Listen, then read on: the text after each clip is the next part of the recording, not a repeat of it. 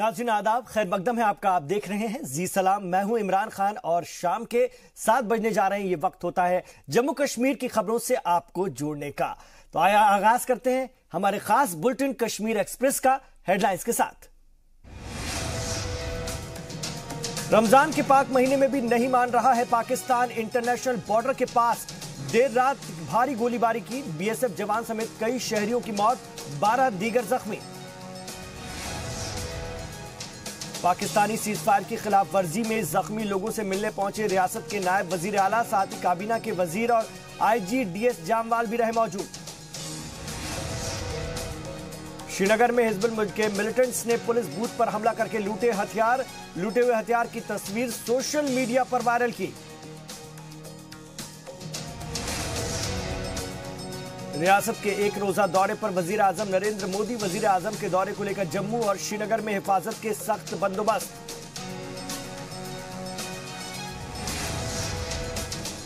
रियासत भर में रमजान के पहले जुमे को लेकर रौनक। अलग अलग मकामात पर हजारों की तादाद में लोगों ने एक साथ अदा की जुमे की नमाज। मुल्क और रियासत अलग मकामात पर हजारों की तादाद में लोगों ने एक साथ अदा की जुमे की नमाज। मुल्क और रियासत में अमन और अमान की दुआ।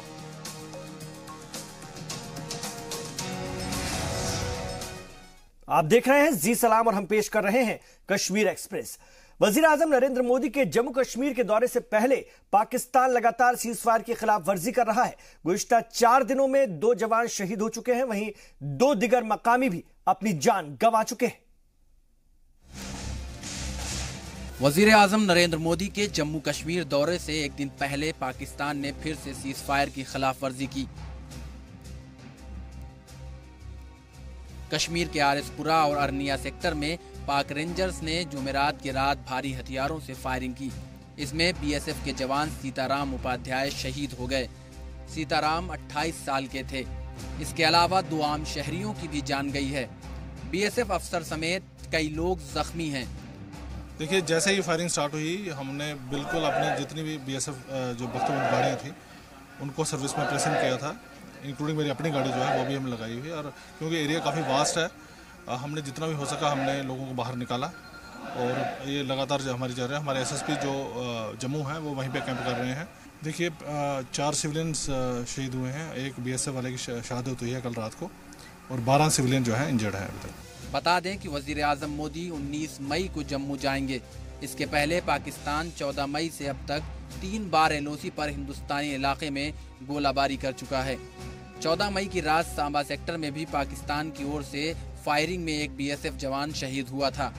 पाकिस्तान ने बीते 4 दिनों में तीसरी बार गोलाबारी की है। इसके पहले पाकिस्तान की ओर से 16 और 17 मई को भी हीरानगर में फायरिंग की गई। इसमें एक बीएसएफ का जवान जख्मी भी हुआ था। पाकिस्तान की ओर से जो आज सीज फायर वायलेशन किया गया, कई जो बीएसएफ चौकियां हैं आरएसपुरा सेक्टर में, सुचेतगढ़ में और खासकर जो है अरनिया सेक्टर में निशाना बनाया गया है। वहीं रिहायशी इलाकों को भी निशाना बनाया गया। बीएसएफ का एक जवान घायल है तो एक जवान जो सीताराम वो शहीद हो गया। ऐसे में बीएसएफ की ओर से भी जो मुंह तोड़ जवाब है वो पाकिस्तान को दिया गया है। कैमरामैन आशु के साथ राजन वैद, जी मीडिया, जम्मू। और जम्मू के IG police SD Singh Jamwal ने जी मीडिया से बात करते हुए कहा है कि पाकिस्तानी फायरिंग में 4 लोगों की मौत हुई है और 11 शहरी जख्मी हो गए हैं। उन्होंने मजीद कहा कि पुलिस जरूरी इंतजाम कर रही है। IG Jammu zone SD Singh Jamwal sir, कितने तादाद में जो है लोग जख्मी हैं और कितने लोगों की अभी तक मौत हुई है जो पाकिस्तान की ओर से सीज फायर वायलेशन किया गया है? देखिए, 4 सिविलियंस शहीद हुए हैं। एक बीएसएफ वाले की शहादत हुई है कल रात को और 12 सिविलियन जो है इंजर्ड है अभी तक। सर, बख्तरबंद गाड़ियां क्या पुलिस की वहां पहुंच चुकी हैं? लोगों को वैकेट किया गया है? किस तरह के निर्देश दिए गए हैं? देखिए, जैसे ही फायरिंग स्टार्ट हुई, हमने बिल्कुल अपनी जितनी भी बीएसएफ जो बख्तबंद गाड़ियाँ थी उनको सर्विस में प्रेजेंट किया था, इंक्लूडिंग मेरी अपनी गाड़ी जो है वो भी हमने लगाई हुई है। और क्योंकि एरिया काफ़ी वास्ट है, हमने जितना भी हो सका हमने लोगों को बाहर निकाला और ये लगातार जो हमारी जा रहे हैं। हमारे एसएसपी जो जम्मू हैं वो वहीं पे कैंप कर रहे हैं।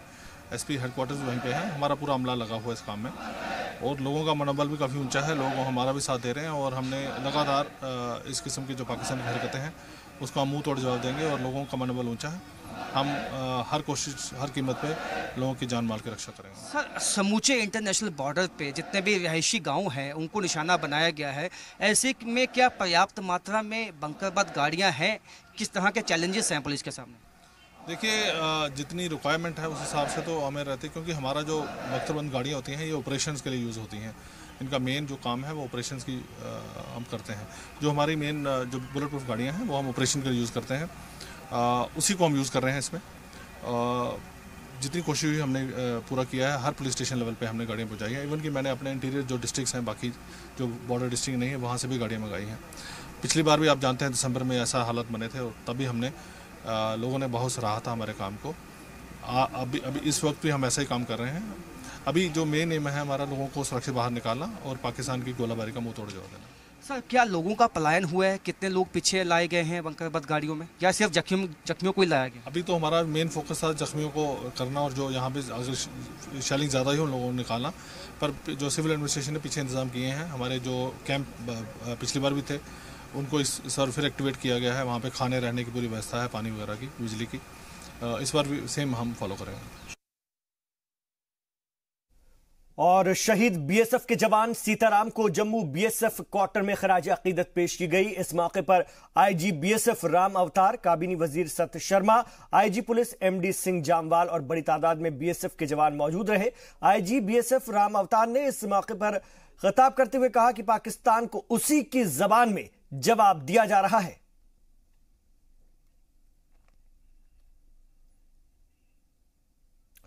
पाकिस्तान की तरफ से फायरिंग में जख्मी लोगों का हालचाल जानने नायब वजीर आला काबीना वजीर सत्य शर्मा, हेल्थ मिनिस्टर देवेंद्र मानायाल और आईजी डीएस जामवाल जम्मू के मेडिकल कॉलेज अस्पताल पहुंचे। उन्होंने सीज फायर की खिलाफ वर्जी के दौरान जख्मी लोगों का हालचाल जाना और अस्पताल इंतजामिया को हर मुमकिन मदद फराहम करने की हिदायत भी जारी की। पाकिस्तान समय समय पर इस प्रकार की हरकतें करता रहता है। हालांकि भारत सरकार ने एक मौका दिया था जिसमें एक गुडविल जेस्चर जो हमारी तरफ से हुआ था, लेकिन ये भी कहा गया था अगर गोली इस तरफ से नहीं चलेगी लेकिन उस तरफ से चलती है तो उसका मुंह तोड़ जवाब दिया जाएगा। और हमारे भारतीय सैनिकों ने जिस प्रकार से उन्होंने रात को किया उसको रिटेलिएट किया और अच्छी तरह से उनको मुंह तोड़ जवाब दिया। इसमें हमारा एक जवान वीर गति को प्राप्त हुआ, एक बीएसएफ का जवान इंजर्ड है और 4 हमारे सिविलियंस सभी आउट ऑफ डेंजर हैं।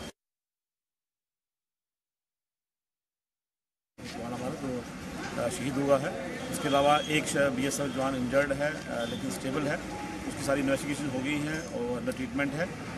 3 लोग लोकल हैं हमारे गांव त्रेवा के और वो स्टेबल हैं, माइनर इंजरीज हैं उनको। एक जो है उसको एब्डोमेन में पैलेट्स हैं, उसकी सर्जरी चल रही है और वो भी खतरे से बाहर अभी है। वहीं रियासती वजीर सत्य शर्मा ने पाकिस्तान की जानिब से बिना उकसावे की जा रही गोलीबारी पर पाकिस्तान की मजम्मत की है। उन्होंने कहा कि रमजान के पाक महीने में भी पाकिस्तान की तरफ से इस तरह की गोलीबारी बेहद अफसोसनाक है। जी मीडिया सहाफी राजन वैद्य ने उनसे बात की। हमारे साथ सत्य शर्मा है, बीजेपी के सीनियर लीडर हैं और मंत्री हैं।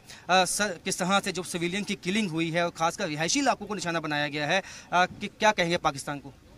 ऐसा है कि जो पाकिस्तान की तरफ से वारदात की गई है और ख़ास तौर पर रमज़ान की पहली रात्रि को ही यहाँ का एक वातावरण ख़राब करने की मैं इसकी कड़ी निंदा करता हूँ। आज हम सब यहाँ पर एक वीर सैनिक को श्रद्धांजलि देने हेतु एकत्रित हुए थे। मेरी भगवान से प्रार्थना है कि उनको अपने चरणों में स्थान दे, उनके परिवार को दुख सहने की शक्ति दे। इसके साथ साथ हमारे 4 सिविलियंस भी यहाँ का वातावरण ख़राब करने की और ख़ास तौर पर हमारे Araria sector, RS Pura sector, Samba sector में पाकिस्तान की तरफ से हमेशा कोशिश रहती है कि यहाँ का वातावरण जो है वो ख़राब किया जाए। लेकिन वहाँ पर हमारे वीर सैनिकों के साथ साथ हमारी जो आम जनता है वो भी वहाँ पर खड़ी है। सीमा सरकार की तरफ से प्रशासन को किस तरह के निर्देश दिए गए हैं? अस्पताल में जो जख्मी की तरफ से जो मैं हॉस्पिटल में आज खुद गया था और मैंने एक हालांकि बहुत बड़ी राशि नहीं है लेकिन 10,000 रुपए की राशि जो थी वो जितने भी जख्मी हुए थे उनके परिवार वालों को दी है, लेकिन हॉस्पिटल्स को भी इंस्ट्रक्शन जारी की गई है कि जो किसी किस्म की मेडिसिन्स, किसी किस्म की रिक्वायरमेंट्स, खाना पीने की जो भी वस्तुएं उनको चाहिए, किसी किस्म की मेडिसिन्स, उनको टेस्ट वेस्ट जो चाहिए उनको फ्री ऑफ कॉस्ट दिए जाए और जल्द से जल्द करवाया जाए। एक वैसी ही इंस्ट्रक्शन जो है वहाँ पर दे दी गई हैं, जो वहाँ पर एडमिनिस्ट्रेशन है वो भी दिया। पूरे सेक्टर में खासकर लोगों को अगर पीछे लाया जाता है तो क्या वहाँ के खाने पीने की, रहने की सुविधाएं हैं? ऐसा है कि आरएसपुरा जैसे एरिया में मेरा मानना है कि बहुत से कम लोग जो हैं वो पीछे आते हैं। अगर ऐसी पोजीशन बनती है तो डेफिनेटली हर किस्म की सहूलतें जो हैं उनको दी जाए। हालांकि ये पहले ही वाज़ेह कर चुकी है हुकूमत के, ये यूनिलैटरल सीज फायर जो है ये कंडीशनल है। ऐसे में आपको लगता है कि हमारी सेना को भी सख्त कार्रवाई करनी चाहिए? ऐसा है कि सेना को जहाँ भी कार्रवाई करने की जरूरत पड़ेगी, सेना हमारी पीछे नहीं हटेगी। और पाकिस्तान की फायरिंग जो जारी है, उस फायरिंग का सबसे ज्यादा नुकसान सरहद पर रहने वाले लोगों को ही होता है। गुज़श्ता कुछ दिनों से पाकिस्तान जिस तरह गोलीबारी कर रहा है उससे सरहदी इलाकों में जंग से हालात हो गए हैं और इसी को लेकर अरनिया सेक्टर के सरहदी गांव सलाड़ के लोगों ने पाकिस्तान के खिलाफ एहतजाज किया। उनका कहना था कि बॉर्डर पर रहने वाले लोगों को हमेशा पाकिस्तान की फायरिंग का खामियाजा उठाना पड़ता है और अपना घर बार छोड़ करके कहीं दूर जाना पड़ता है। उन्होंने कहा कि हिंदुस्तानी फौज को इसका मुंह तोड़ जवाब देना चाहिए। पाकिस्तान ने आज रात को जो अचानक गोलाबारी करके सीमावर्ती लोगों को परेशान किया है, घर से बेघर किया है और हमारा जवान एक शहीद हुआ है, कुछ जख्मी हुए हैं, हमारे सिविलियन भी जख्मी हुए हैं। तो हम चाहते हैं कि पाकिस्तान को मुंह तोड़ जवाब दिया जाए। और बिजबिहाड़ा हमले में शहीद पुलिस एहलकार बिलाल अहमद अपने घर का वाहिद कमाने वाला था। उसकी शहादत की खबर सुनकर पूरे गांव में गम का माहौल है और यह खास रिपोर्ट देखिए उस शहीद के गांव से।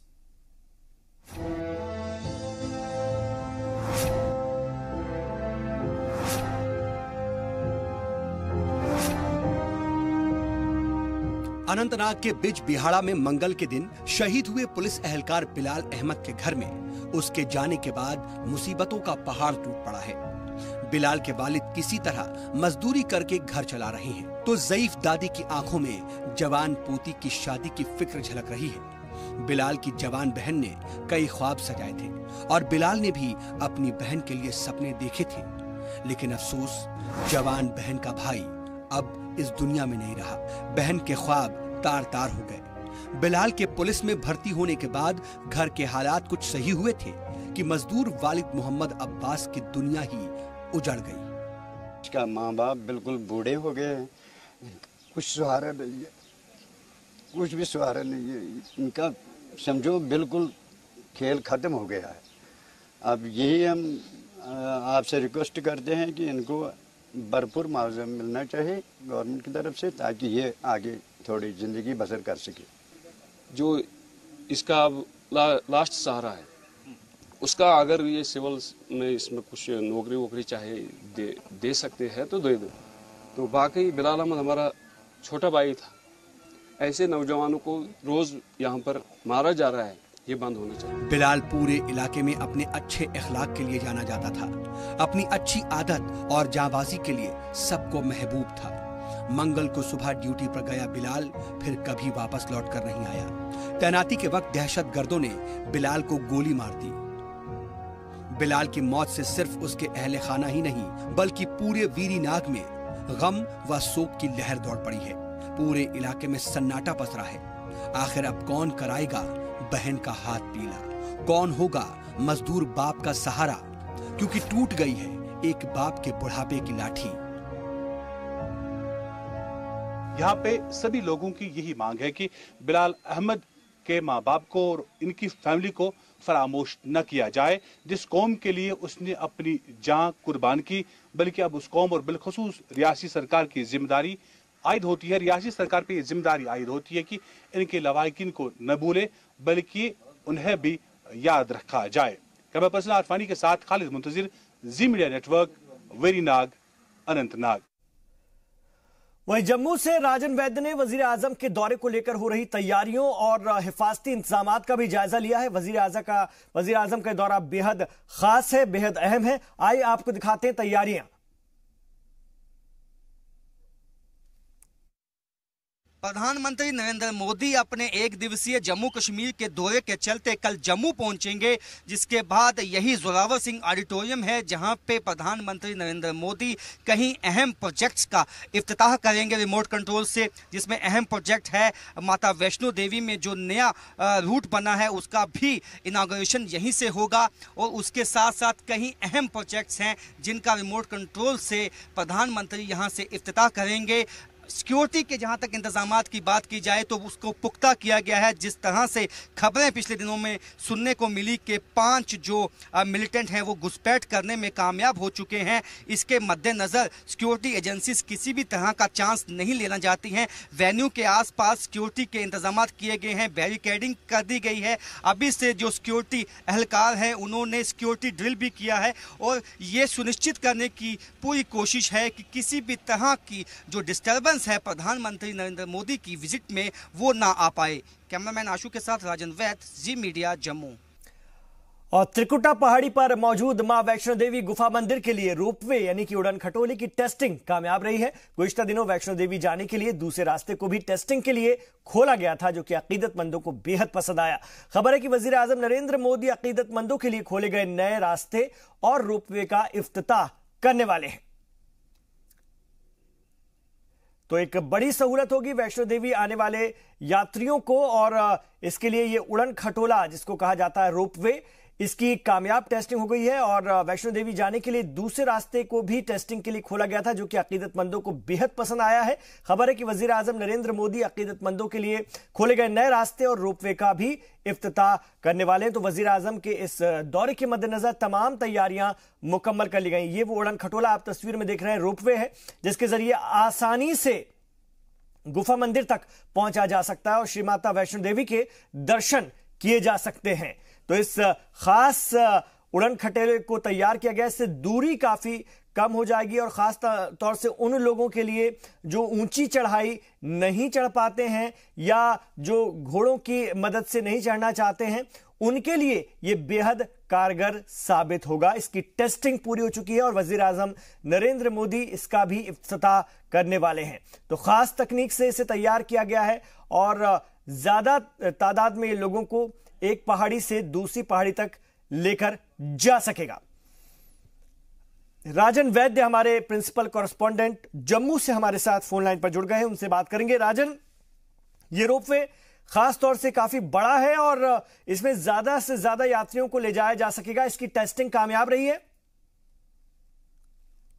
टेस्टिंग है वो भी कामयाब रही। इससे पहले जो जम्मू में भी एक रोपवे जो प्रोजेक्ट है उसी के साथ इसको बनाया गया है, दोनों की जो टेस्टिंग की गई वो कामयाब हुई है। और अब ये जल्द ही जो श्रद्धालु आते हैं 1 करोड़ के लगभग जो श्रद्धालु आते हैं एक साल में माता वैष्णो देवी को, उनको एक सहूलियत दी जाएगी। और साथ साथ जो रास्ता नया बनाया गया है ताराकोट का, जो वहां से वैष्णो देवी के जो श्रद्धालु हैं उनके लिए एक नया रास्ता खुल जाएगा, जो पहले से खुल चुका, लेकिन उसका जो ऑफिशियल जो इनॉग्रेशन है वो कल प्रधानमंत्री यहीं से करेंगे जम्मू से। तो उससे भी जो खड़ी पहाड़ी पे जो चढ़ाई नहीं कर पाते हैं श्रद्धालु, उनके लिए एक प्लेन जो रास्ता है वो बनाया गया है साथ साथ में, और एक बहुत फायदेमंद जो चीज होगी। और ये खासकर कोशिश यही है कि जो श्रद्धालु आते हैं देश भर से आते हैं उनको सहूलियत प्रदान की जाए और इसमें जो इजाफा है वो भी आने वाले दिनों में देखने को मिले, क्योंकि टूरिज्म को के हवाले से खास जो है जो यहाँ पे वजीर आला हैं और उनकी कोशिश है कि टूरिज्म में इजाफा लाया जाए, क्योंकि जम्मू कश्मीर में टूरिज्म ही एक ऐसा सेक्टर है जो जिसपे जो जम्मू कश्मीर की इकोनॉमी है वो टिकी हुई है। तो वैष्णो देवी को 1 करोड़ से ज्यादा जो श्रद्धालु आते हैं वहाँ पे सरकार की नजर है कि इनको ज्यादा से ज्यादा सहूलतें दी जाए, क्योंकि हेलीकॉप्टर की कोशिश की जाती है सभी श्रद्धालुओं की, क्योंकि हर श्रद्धालु चल नहीं पाता है ट्रैक के ऊपर। 14 किलोमीटर का जो ट्रैक है वहां नहीं चल पाते थे, तो हेलीकॉप्टर की भी इतनी तादाद नहीं है कि सबको टिकट मिल पाए, क्योंकि वहां पहले से ही जो बुकिंग है वो हमेशा फुल रहती है। तो जिसके देखते हुए कोशिश यही है कि प्लेन रास्ता बनाया जाए। और मैं आपको बता दूं कि यहाँ पे बैटरी कार भी शुरू की जाएंगी आने वाले दिनों में, जो कटरा से आदकुवाई और फिर आदकुवाई से जो भवन तक जो एक बैटरी कार ये रोपवे जो है कौन कौन सी 2 पहाड़ियों को जोड़ रहा है? जी देखिए, ये कटरा से जो यहाँ है आदकुवाई तक जो उसको जोड़ेगा। उसके बाद जो रास्ता है वो प्लेन रास्ता है, वो इतना मुश्किल नहीं है, लेकिन इसका काम आगे भी चलेगा। अभी ये इसका जो पहला फेज है उसमें इसका काम जो मुकम्मल हो चुका है। इसके आगे जब ये काम बढ़ेगा तो फिर उसको आगे भवन तक भी ले जाया जाएगा। तो कहीं ना कहीं आने मतलब भवन से, मुख्य भवन से, जो मां वैष्णो देवी के मुख्य भवन से कितनी पहले ये रोपवे यात्रियों को छोड़ेगा, वहां से फिर उनको प्लेन रास्ते से पैदल जाना होगा बस? जी बिल्कुल, 2-3 किलोमीटर पहले छोड़ेगा जो सुनने में आया है, उसके बाद उनको पैदल जाना होगा। लेकिन इसको आगे भी बढ़ाया जा सकता है आने वाले दिनों में। जी बिल्कुल, ये एक बहुत बड़ी सहूलत है, क्योंकि इससे पहले 13-14 किलोमीटर की ऊंची चढ़ाई, सीधी खड़ी चढ़ाई चढ़नी पड़ती थी, जो बहुत से लोग नहीं चढ़ पाते थे, जो माजूर हैं या बुजुर्ग हैं, उनके लिए एक बहुत बड़ी सहूलत होगी। और ये एक बहुत बड़ा काम हो गया है। और भी अभी 2 ये रोपवे हैं जिनका टेस्ट किया गया, इनको बढ़ाया जाएगा। और जी बिल्कुल, जम्मू में आपको याद होगा पिछले महीने ही एक ऐसे ही रोपवे को जो कि जो यहाँ बावे से लेकर जो मोहमाया तक बनाया गया है, उसको जो टेस्टिंग हुई थी वो कामयाब हुई थी, जिसके बाद ये भी कहा गया था कि जल्द ही जो कटरा वाला भी है उसकी भी टेस्टिंग की जाएगी। आज जैसे इसकी भी, इस पे काफी वेट डाल के जो है इसको टेस्ट किया गया और ये कामयाब ऐसा सुनने में आया कि ये हुआ है। तो उससे देखते हुए अब इसको श्रद्धालुओं के लिए कब खोला जाएगा ये देखना होगा। और जरूर ये जल्द ही खोल दिया जाएगा और इससे श्रद्धालुओं को बड़ी सहूलियत मिलेगी। वजीर आजम नरेंद्र मोदी इसका भी इफ्तिताह करेंगे।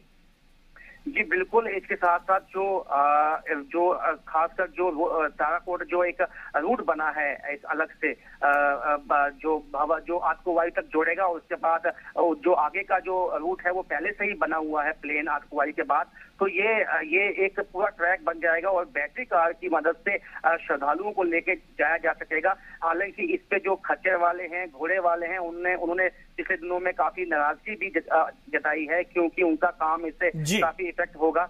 लेकिन इन सब के बीच में जो एनजीटी की डायरेक्शंस हैं उसके चलते वो नए ट्रैक को खोल दिया जाएगा। और अब क्या इनका फैसला लिया जाना है घोड़े वालों का, क्योंकि बहुत बड़े पैमाने पर जो घोड़े वाले हैं और खच्चर वाले जो लोकल है वहां पे, वो इसी पे अपने निर्भर करते हैं। बिल्कुल, नई तकनीक आती है तो उसका कहीं ना कहीं उसकी मुखालफत भी होती है, क्योंकि रोजी रोटी का सवाल होता है, लेकिन धीरे धीरे दोनों मिलकर के रास्ते बना ही लेते हैं। बहुत शुक्रिया राजन वैद्य आपका इस पूरी जानकारी के लिए। जम्मू से रियासत में वजीर आजम नरेंद्र मोदी के दौरे को लेकर के सरगर्मियां तेज हैं और इसके लिए रियासती हुकूमत और इंतजामिया तैयारियों में जुटी हुई है। उधर अलहदगी पसंद लीडरों ने वजीर आजम के दौरे के दिन बंद की अपील की है। एहतियातन जेकेएलएफ चीफ मोहम्मद यासीन मलिक को गिरफ्तार कर लिया गया है और चप्पे चप्पे पर हिफाजत के सख्त बंदोबस्त है। खबरों के मुताबिक वजीर आजम SKICC आने वाले हैं। वहां के हिफाजती बंदोबस्त का जायजा लिया श्रीनगर में हमारे ब्यूरो चीफ सैयद तजम्मुल ने।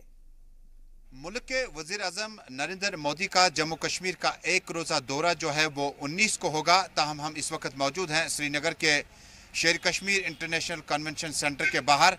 आपको दिखाएंगे कि सिक्योरिटी के कितने गैर मामूली इंतजाम किए हुए हैं।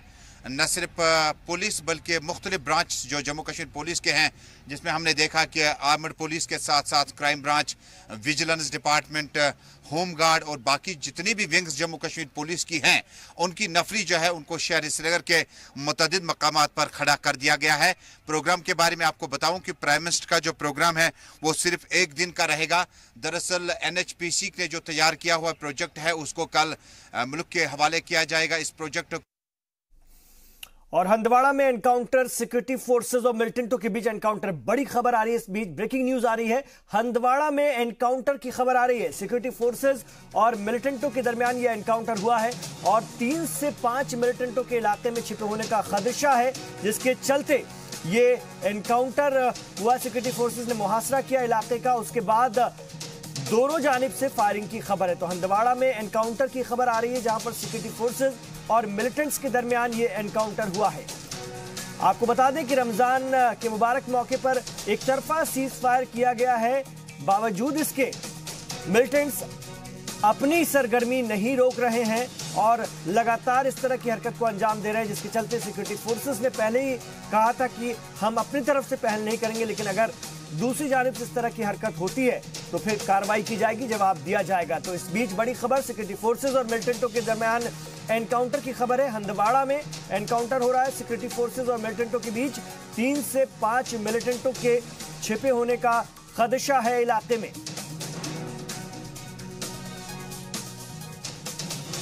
तो लगातार ऑपरेशन ऑल आउट 2, हालांकि फिलहाल इसे बंद किया गया ऑपरेशन ऑल आउट 2 को, लेकिन मिलिटेंट्स में बौखलाहट बनी हुई है और बावजूद इसके एक तरफा सीज फायर किया गया है रमजान के पाक मौके पर, लेकिन मिलिटेंसी खत्म होने का नाम नहीं ले रही, मिलिटेंट रुकने का नाम नहीं ले रहे हैं और यही वजह है कि सिक्योरिटी फोर्सेस को मजबूरन कार्रवाई करनी पड़ रही है। तो 3 से 5 मिलिटेंटों के छिपे होने का खदशा हंदवाड़ा में, जहां पर इस वक्त मुहासरा किया गया है और खबर यह आ रही है कि मिलिटेंटों और सिक्योरिटी फोर्सेस के दरमियान एनकाउंटर हो रहा है। इलाके में 3 से 5 मिलिटेंटों के छिपे होने का खदशा, मुठभेड़ चल रही है इस वक्त और सिक्योरिटी फोर्सेस लगातार इनसे निपटने की कोशिश कर रही हैं। खबर है कि 3 से 5 मिलिटेंट छिपे हैं इलाके में। और हंदवाड़ा से हमारे रिपोर्टर एजाज अहमद खान जुड़ गए हैं फोन लाइन पर, उनसे मजीद इत्तलात फराहम करेंगे। जी एजाज, क्या खबर आ रही है, किस तरह से मिलिटेंटों के होने की वहां पर खबर मिली? देखो, ये न्यू इन्फिल्ट्रेशन हुई है हंदवाड़ा के फॉरेस्ट एरिया से नियर एलओसी में। इसमें बताया जा रहा है कि 5 से 3 मिलिटेंट है, लेकिन अभी भी खबर ये भी मौसूल हुई है कि लेकिन कंफर्म नहीं हो पाया कि इसमें 3 मिलिटेंट को मार गिराया गया है। 3 मिलिटेंट को मार गिराया, हालांकि इस खबर को अभी इसकी तस्दीक होना बाकी है, लेकिन बड़ी खबर यह कि 3 मिलिटेंट्स को मार गिराया गया। ये भी आपसे जानना चाहेंगे एजाज अहमद, पूरे इलाके का मुहासरा करके रखा गया और ये बॉर्डर पार से एक इलाका फॉरेस्ट एरिया, एक वाहिद रास्ता है हंदवाड़ा से जो पार से आ रहा है, यही उनके लिए एक रास्ता आसान होता है। लगभग पिछले 4 दिनों से वहाँ पे कुछ इनपुट मिल रहे थे कि इसी इलाके से कुछ नए घुसपैठ आ रहे हैं, तो फौज ने ऑलरेडी इनको कारण के लिया है। बिल्कुल, ये सरहद पार से आने वाले घुसपैठिए हैं और इनको मुहासरा इनका किया गया है। 3 मिलिटेंट्स के मारे जाने की खबर आ रही है एजाज। जी बिल्कुल, लेकिन जी लेकिन कंफर्म अभी कोई नहीं होगा। ऐसे सोर्स के जरिए पता चल रहा है कि 3 की डेथ हो चुकी है। जी, ये भी जानना चाहेंगे, एक तरफ तो हमारी सिक्योरिटी फोर्सेस ने एक तरफा सीज फायर कर रखा है, बावजूद इसके मिलिटेंट अपनी सरगर्मियां नहीं रोक रहे हैं, इसके चलते कार्रवाई करनी पड़ी है।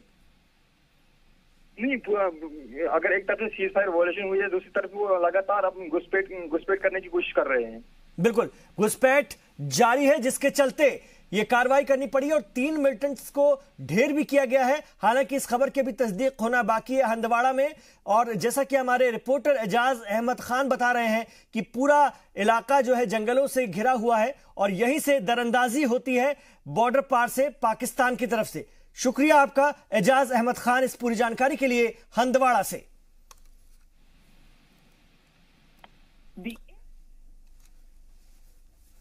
और यहां रुकेंगे एक छोटे से वक्फे के लिए, लौट रहे हैं जम्मू कश्मीर की और भी खबरों के साथ। आप देखते रहिए कश्मीर एक्सप्रेस।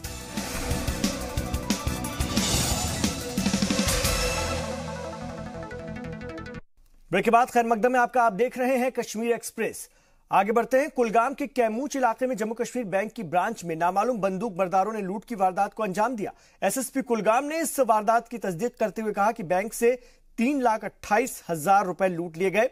जराये के मुताबिक 2 नामालूम बंदूक बरदारों ने इस वारदात को अंजाम दिया। वाकई के बाद पुलिस ने इलाके को घेर रखा है। और कर्नाटक में सरकार बनाने को लेकर चल रहे सियासी ड्रामे पर कांग्रेस ने बीजेपी पर जमहूरियत और आईन के कत्ल का इल्जाम लगाते हुए बीजेपी के खिलाफ जबरदस्त मुजाहरा किया। उन्होंने कहा कि जिस तरह से पहले बीजेपी को सरकार बनाने की दावत दी गई वो जमहूरियत का कत्ल है और आज तक 70 सालों में कभी ऐसा नहीं हुआ। पार्टी लीडरान ने कहा कि बीजेपी दोगली पॉलिसियां अपना रही है। उन्होंने कहा कि जिस पार्टी के पास मुकम्मल अक्सरियत थी उसे सरकार बनाने का मौका मिलना चाहिए था।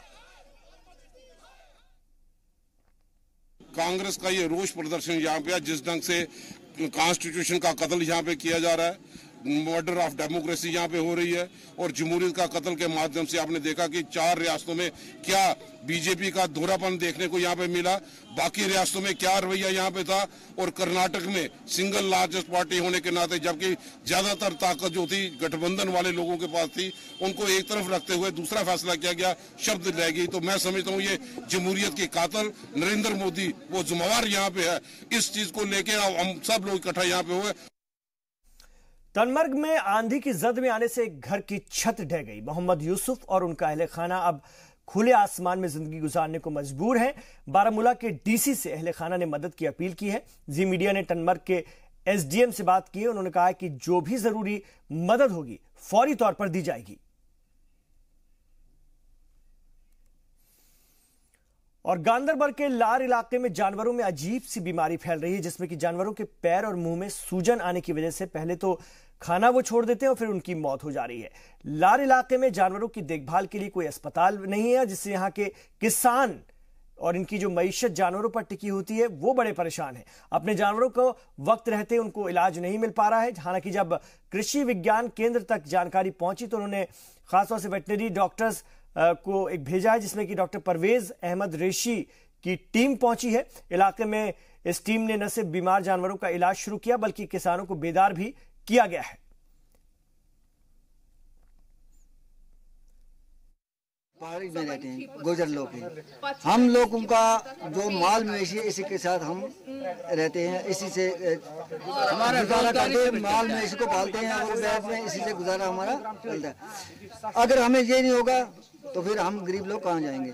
और इनके लिए दवाई होनी चाहिए, हमें डॉक्टर होना चाहिए, हमें जो मुसीबत है ये ना होनी चाहिए। हम डॉक्टर के पास किसी वक्त आ सकते हैं, किसी वक्त नहीं आ सकते, दूर हैं और हमारे माल का कोशिश होनी चाहिए गवर्नमेंट में।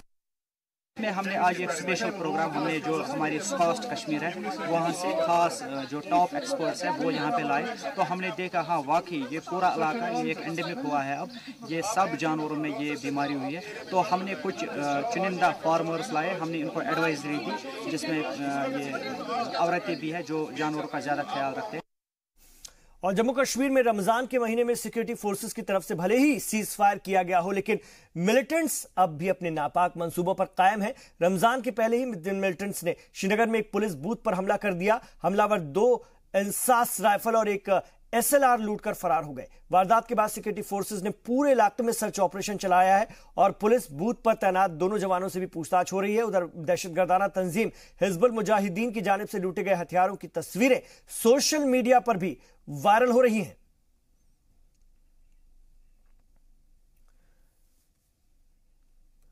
और सोपोर में सरकारी मिडिल स्कूल सरकार के बेहतर तालीम को लेकर जो दावे किए जाते हैं उनकी पोल खोल रहे हैं।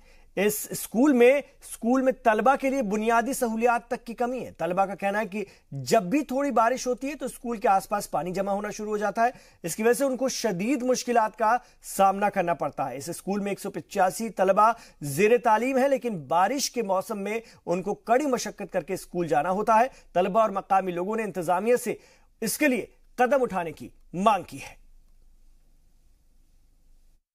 सोपोर टाउन में सबसे ज़्यादा रोल इसी स्कूल का है और जो बाकी स्कूल यहाँ पर है सोपोर जोन में उनका रोल इससे बहुत कम है, मगर वहाँ स्टाफ हमारे से ज़्यादा है। इसलिए हम गुजारिश करते हैं जर्डियो साहब से, सीओ साहब से कि वो यहाँ पर स्टाफ प्रोवाइड करे और डिप्लॉयमेंट बेसिस पे करे, क्योंकि जो बाकी स्कूल हमारे हैं यहाँ उनका आप खुद भी देखें कि उनका स्टाफ कितना है और रोल कितना है, और 2-3 स्कूल मरीज भी है आपस में वहाँ पर।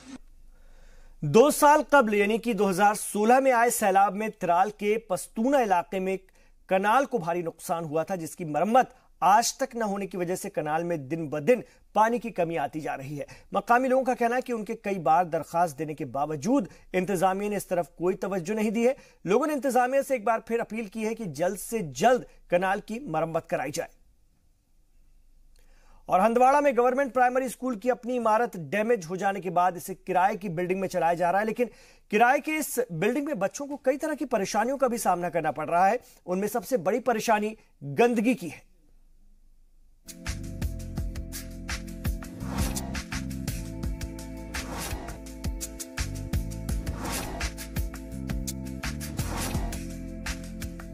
हंदवाड़ा के इस प्राइमरी स्कूल में तकरीबन 50 बच्चे तालीम हासिल करने आते हैं। ये तादाद और भी ज्यादा हो सकती थी अगर सरकार स्कूल के लिए जरूरी बुनियादी सहूलियात की फिक्र करती। प्राइमरी स्कूल को किराए के मकान में चलाया जाता है। 5 क्लासेस के लिए 3 रूम लिए गए हैं। 3 रूम में अगर बच्चे एडजस्ट भी हो जाएं तो गंदगी का क्या करें जो उन्हें बीमार कर सकती है। एक क्लास में दो क्लास पढ़ती है, एक दूसरे क्लास में 3 क्लास पढ़ती है। यहाँ शोर बहुत होते हैं, यहाँ यहाँ गंदगी आ रही है। यहाँ टीचर बहुत कोशिश कर रहे हैं, हमको समझ नहीं आती। 28 मार्च 2016 में यहाँ हुआ। यहाँ मुझे रेंट बिल्डिंग में पढ़ा हुआ। यहाँ तो 5 क्लास में लेना पड़ता है। एक क्लास में मतलब 2 टीचर बच्चों को पढ़ाते हैं, लेकिन बच्चों को समझ नहीं आता है। देखो हमारा आगे है ये मतलब ये गो खाना है, इससे भी हमें पोल्यूशन होता है। यहाँ मतलब हमारे बच्चों पर बहुत असर पड़ता है। किराया हम 3 कमरों को दे रहे हैं प्राइमरी स्कूल में, तो हो सकता है किसी वक्त वो कंबाइन होंगे एक ही क्लास में, वरना हम 3 कमरों की किराया दे रहे हैं। RDO साहब से हमने कंफर्म किया, उनको भी हमने बुलाया था। तो उसके अलावा हमने वहाँ रिकमेंड की एक बिल्डिंग 6 कमरे वाली डबल स्टोरी 2 तारीख को और मई को, तो इंशाल्लाह उस पर गवर्नमेंट जरूर कार्रवाई करेगी। बेशक सरकार और महकमे तालीम की जानिब से रियासत में बच्चों को तालीम फराहम कराने के लिए मंसूबे चलाए जा रहे हैं, लेकिन ये भी सरकार और महकमे के जिम्मेदार अफसरान का ही काम है कि ज़मीनी सतह पर देखें कि किस इलाके में बच्चे किन हालात में तालीम हासिल कर रहे हैं। हंदवाड़ा से एजाज अहमद खान की रिपोर्ट, जी सलाम। और हंदवाड़ा के गोनीपुरा इलाके में लोगों ने महकमा PHE के खिलाफ जमकर एहतजाज किया। एहतजाज कर रहे लोगों ने रास्ते को भी जाम कर दिया, जिससे कि आने जाने वालों को परेशानी का सामना करना पड़ा। एहतजाजियों ने महकमे के खिलाफ जमकर नारेबाजी की। एहतजाज कर रहे लोगों का इल्जाम है कि महकमे की जानिब से साफ पानी की सप्लाई भी नहीं की जा रही है और वो कई दिनों से गंदा पानी पीने को मजबूर है। लोगों ने यह भी कहा है कि बार बार शिकायत करने पर भी ओहदेदार उनकी सुन नहीं रहे हैं।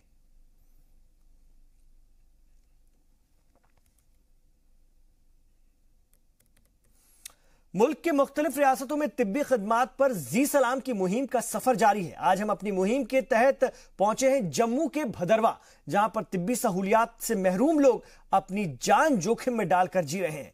देखिए हमारी खास रिपोर्ट।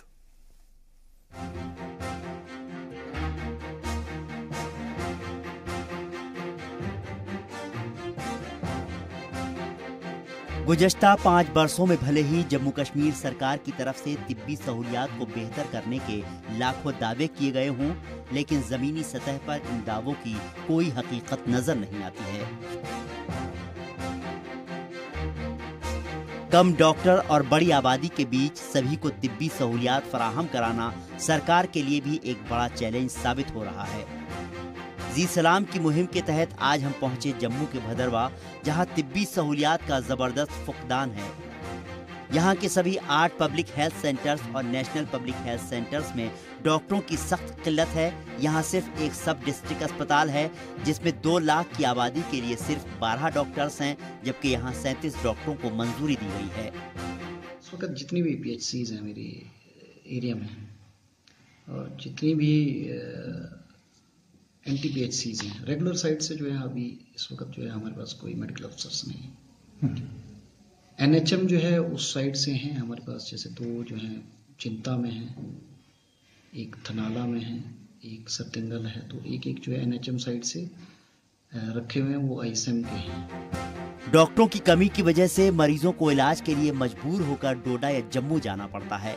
यहाँ तक कि मामूली से मामूली बीमारी के लिए भी उनको काफ़ी खर्चा करना पड़ता है। भदरवा के अस्पताल की इमारत तो काफ़ी जदीद सहूलियात से लैस है, साथ ही यहाँ हर तरह की मशीन भी मौजूद है, लेकिन वो सभी मशीनें या तो ख़राब हो रही हैं या फिर उनमें जंग लग रहा है, क्योंकि इन मशीनों को इस्तेमाल करने वाला यहाँ ना तो कोई डॉक्टर है, ना ही कोई टेक्नीशियन है।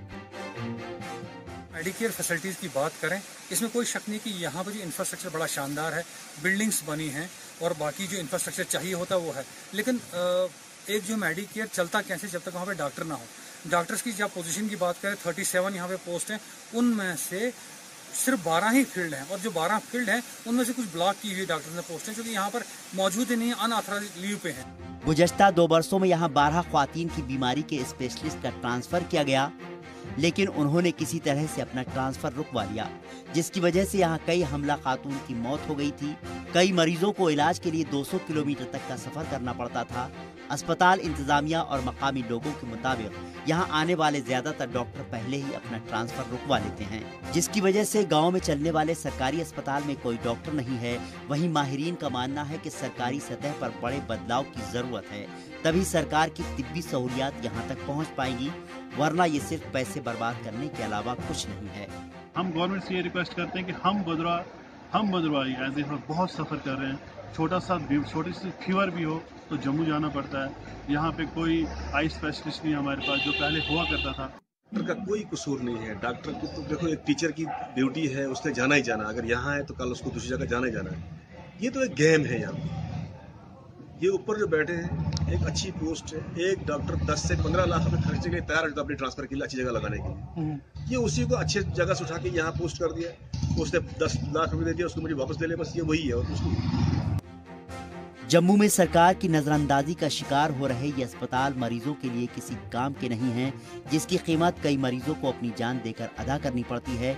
इसलिए जरूरत है सरकार इस तरफ ध्यान दे, जिससे लोगों को सही वक्त पर सही इलाज मिलने पर अपनी बीमारी से निजात पा सके। जी सलाम के लिए भदरवा से राजा रहबर जमाल की रिपोर्ट। यहाँ रुकिए एक छोटे से वक्फे के लिए, लौट रहे हैं रमजान मुबारक की खबरों के साथ। आप देखते रहिए जी सलाम।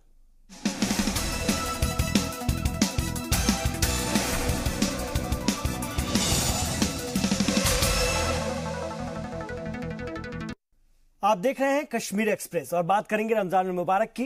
जम्मू में रमजान के महीने का पहला दिन बड़े ही अकीदत और एहतराम से मनाया गया। लोगों ने एक दूसरे को मुबारकबाद दी, रोजेदारों ने एक साथ मिलकर रोजा खोला और लोगों ने नमाज अदा करके जम्मू कश्मीर में अमन और भाईचारे की दुआएं भी की।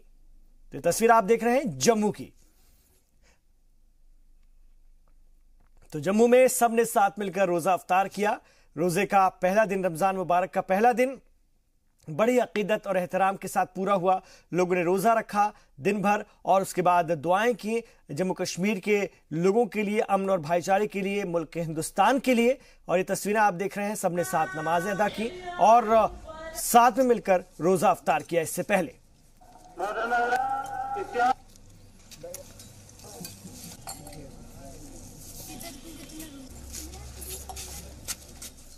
वहीं श्रीनगर में रमजान के पहले जुमे को नमाज अदा की गई। इस सिलसिले में श्रीनगर के हजरत बल में हजारों की तादाद में लोगों ने नमाज जुमा अदा की। लोग खुदा के सामने सजदा गो होकर रियासत और मुल्क के अमन के लिए दुआ करते नजर आए।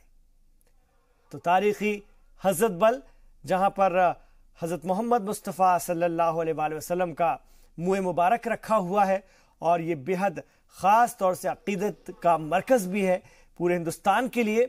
और यहां पर खास तौर से रमजान के मौके पर चहल पहल और ज्यादा बढ़ जाती है।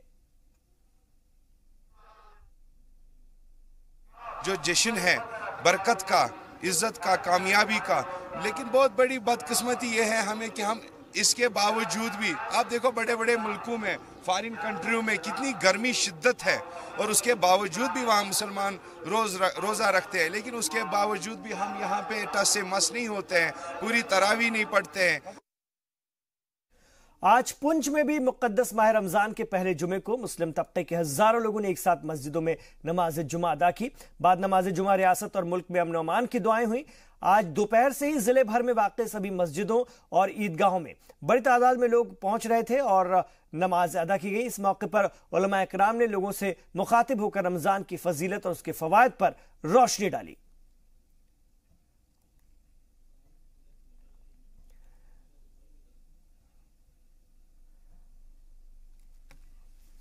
और बात करेंगे भदरवा की। तो रमजान के पहले जुमे को भदरवा की जामा मस्जिद में भी जबरदस्त भीड़ नजर आई। बड़ी तादाद में लोगों ने नमाज जुमा अदा की। मस्जिद के बाहर भी लोगों को नमाज पढ़ने के लिए मस्जिद कमेटी की जानिब से इंतजाम किया गया था। रहमतों और बरकतों के महीने रमजान में लोग रोजा रख करके अल्लाह की इबादत करते हैं। इस मौके पर लोगों को बड़ी तादाद में सड़क पर भी नमाज अदा करते देखा गया। लोगों ने खुदा से रियासत और मुल्क में अमन और अमान के लिए दुआएं की।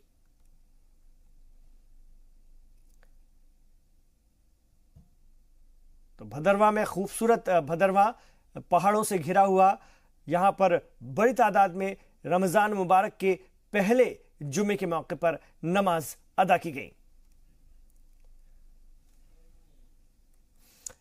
टैलेंट के सामने सबसे बड़ा रोड़ा गरीबी का होता है, लेकिन अगर इरादे पक्के हों तो कामयाबी मिलकर हासिल ही होती है और हमें अपनी कोशिश को जारी रखना चाहिए। कश्मीर के बांदीपुरा की रहने वाली शमीमा भी अपने ख्वाबों को पाने के लिए कोशिश कर रही हैं। घर के हालात ठीक नहीं है, लेकिन फिर भी शमीमा अपने सिंगर बनने के ख्वाब को पाने के लिए दिन रात एक कर रही हैं और इस काम में शमीमा का कुनबा उनकी पूरी मदद भी कर रहा है।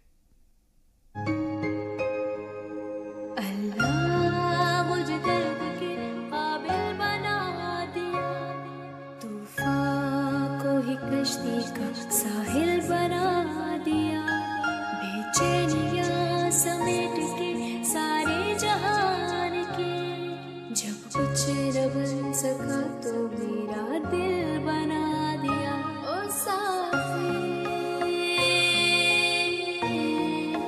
तेरे बिना राही। कहते हैं अगर इरादे पक्के हों तो कामयाबी जरूर मिलती है।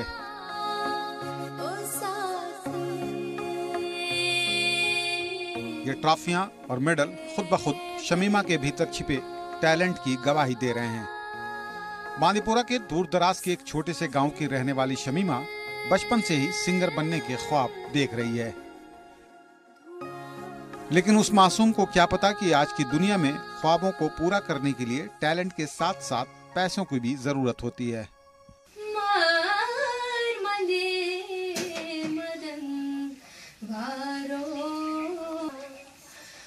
पांच बेटियों के वालिद कहते हैं कि शमीमा उनकी बड़ी बेटी है और वो बचपन से ही सिंगर बनना चाहती है। हैसियत के एतबार से एक मजदूर जितना कर सकता था उससे बढ़कर कोशिश की ताकि उसकी बेटी कामयाब हो सके। मेरी बेटियों को बहुत शौक था पहले से म्यूजिक के साथ वाबस्ता था। स्कूल में जाते थे, पढ़ते थे, प्रेल पर भी हर कोई मुझे जो कोई उस्ताद था वहाँ पर वो मुझे बोलता आपकी बेटी को अल्लाह ताला ने पहले से बहुत हल्का आवाज़ दी है, इनका गला अल्लाह ताला ने पूरा बना अच्छा बनाया है, आप कुछ करके इनको आगे बढ़ाओ म्यूज़िक में। इनकी टैलेंट बहुत अच्छी थी सब बच्चों की, लेकिन शमीमा मुझे बड़ी बेटी है उसको ज़्यादा शौक़ था इस म्यूज़िक के साथ, लेकिन घरेलू हालत की वजह से मैं वो नहीं कर पा रहा था जो उसको करना था उस वक्त सिखाने के लिए। शमीमा अकेले बड़ी नहीं हो रही थी, उसके साथ साथ बड़े हो रहे थे उसके ख्वाब और ज़रूरतें। लेकिन कहते हैं कि अगर आप सच्चे दिल से कुछ पाना चाहते हैं तो वो आपको मिलकर रहता है। शमीमा ने जैसे तैसे अपनी आवाज़ और फनकारी के बूते पर खुद के लिए प्लेटफॉर्म बनाए। जहां जरूरत पड़ी वहां लोगों के सवाल का जवाब अपनी आवाज से दिया।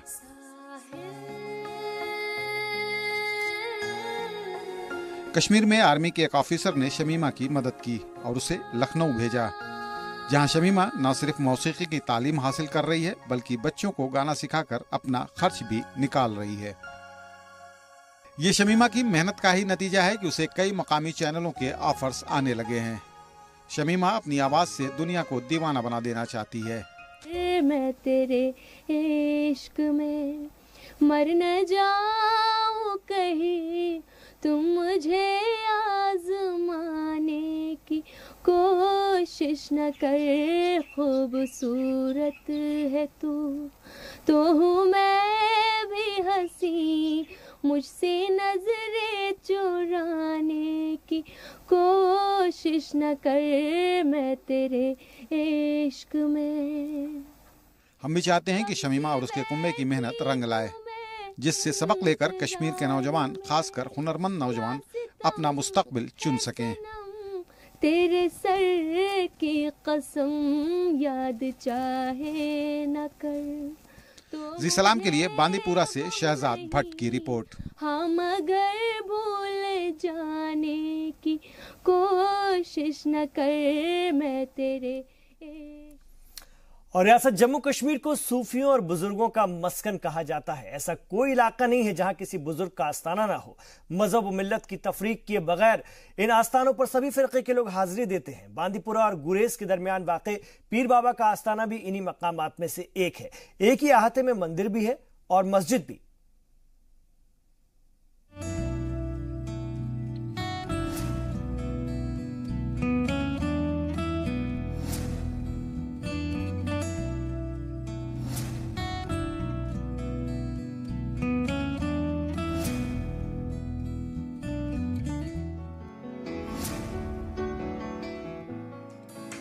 हजारों फीट बुलंदी पर जी सलाम की टीम उस मुकाम पर है जो वादी की कदीम रवायत का अमीन है। कुदरती मनाजिर के सबब ये रास्ता जितना खूबसूरत है, उस पर सफर करना उतना ही मुश्किल। ये रास्ता बांदीपुरा से गुरेज की तरफ जाता है। इनके दरमियान ही वाक़े है पीर बाबा। दाखिली दरवाजे के ऊपर बने इन सिंबल्स को देखिए। मजहबी हमाहंगी की ऐसी मिसालें आपको कम ही देखने को मिलेंगी। मंदिरों के घंटे, अजान की सदाएं और गुरबानी, बेक वक्त तीनों आवाजें माहौल में गूंजती हैं। यहाँ के दरवाजे सभी मजाहिब के लिए खुले रहते हैं। हिंदू, मुस्लिम, सिख सभी इस दरवाजे पर हाजिरी देते हैं। सालों से ये रवायत चली आ रही है। मुश्किल रास्तों से गुजरने वाला हर शख्स यहाँ आकर रुक जाता है।